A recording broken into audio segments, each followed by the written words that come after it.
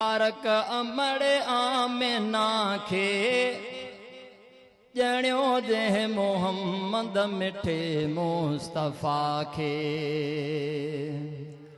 मुबारक मुबारक अमड़ आमिना खे, मुबारक मुबारक अमड़ आमिना खे ॼणियो जंहिं मोहम्मद मिठे मुस्तफ़ा खे, ॼणियो जंहिं मोहम्मद मिठे मुस्तफ़ा खे। वॾी उन अमड़ जी अदा आहे अज़मत,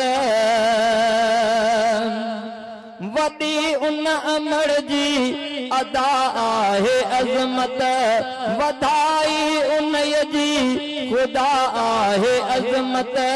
निपायई वॾे चाह सां मुजतबा खे, ॼणियो जंहिं मोहम्मद मिठे मुस्तफ़ा खे।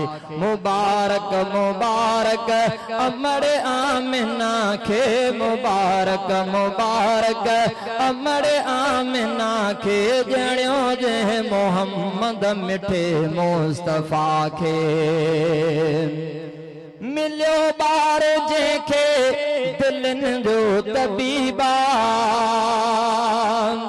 मिलियो ॿार जंहिंखे दिलनि जो तबीबा, कयो रब उन्हीअ खे त पंहिंजो हबीबा।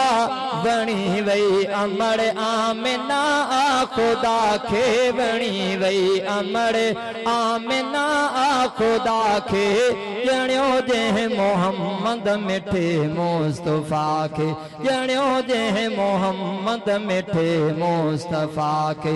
मुबारक मुबारक अमड़ आमिना खे, मुबारक मुबारक अमड़ आमिना खे, ॼणियो जंहिं मोहम्मद मिठे मुस्तफ़ा खे।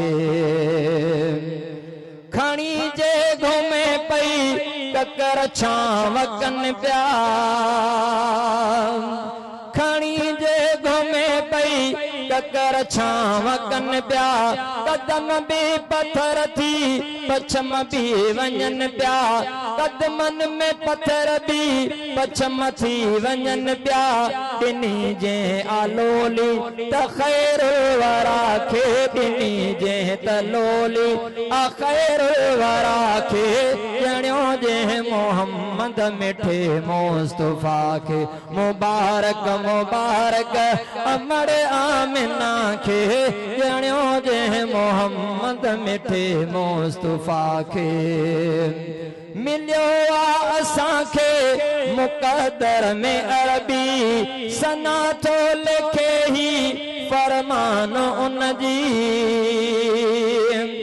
मिलियो आ असांखे मुक़द्दर में अरबी, सना थो लिखे ही फरमान उन जी। ठरे थी पई दिल पढ़ंदे सना खे, ठरे थी पई दिल पढ़ंदे सना खे, ॼणियो जंहिं मोहम्मद मिठे मुस्तफ़ा खे। मुबारक मुबारक अमड़ आमिना खे, ॼणियो जंहिं मोहम्मद मिठे मुस्तफ़ा खे।